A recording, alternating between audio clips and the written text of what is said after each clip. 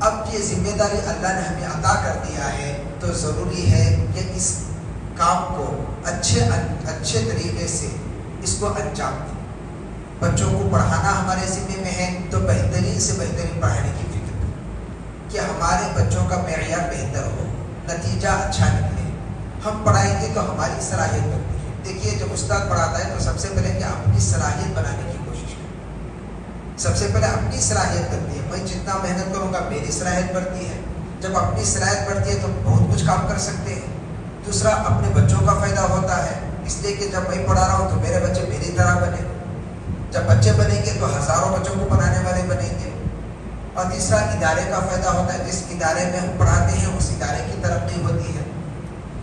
تو اس لیے ہم پڑھا رہے ہیں تو ہم یہ نہ سمجھے کہ میں بچوں کو کیوں پڑھاؤں، اتنی محنت کیوں کروں۔ اگر کوئی استاد یہ سوچتا ہے کہ اتنی چھوٹی سی تنخواہ میں اتنی محنت کیوں کروں تو سمجھے کہ میں اپنی صلاحیت کیوں بناؤں۔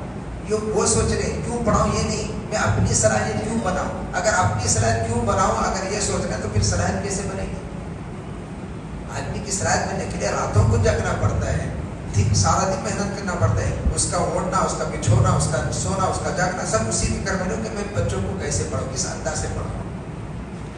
تو اس یہ سوچ فکر رہتی ہے تو اللہ تعالیٰ اس کو ترقی عطا فرماتے ہیں، کامیابی عطا فرماتے ہیں۔ تو اس لیے ضروری ہے کہ پہلے اپنی صلاحیت اپنی محنت سے بنتی ہے، جتنی محنت کریں گے ان کی صلاحیت بڑھتی جاتی ہے۔ اور اللہ تعالیٰ اس کی فکروں کو دیکھ کر، اللہ تو فکروں کو جانتے ہیں کہ تو کیا سوچ رہا ہے، تو اللہ اس کی فکروں کو دیکھتے ہیں، اس کی تڑپ کو دیکھتے ہیں، اس کی کاوش، اس کی محنت کو اللہ تعالیٰ جانتے ہیں، تو اس کی فکروں اور محنتوں کے مطابق اللہ تعالیٰ راستے کھولتے ہیں۔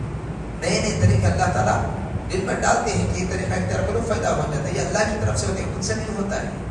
جو بھی ہمارا عمل ہے وہ ہمارا عقیدہ اللہ ہی سے ہوتا ہے۔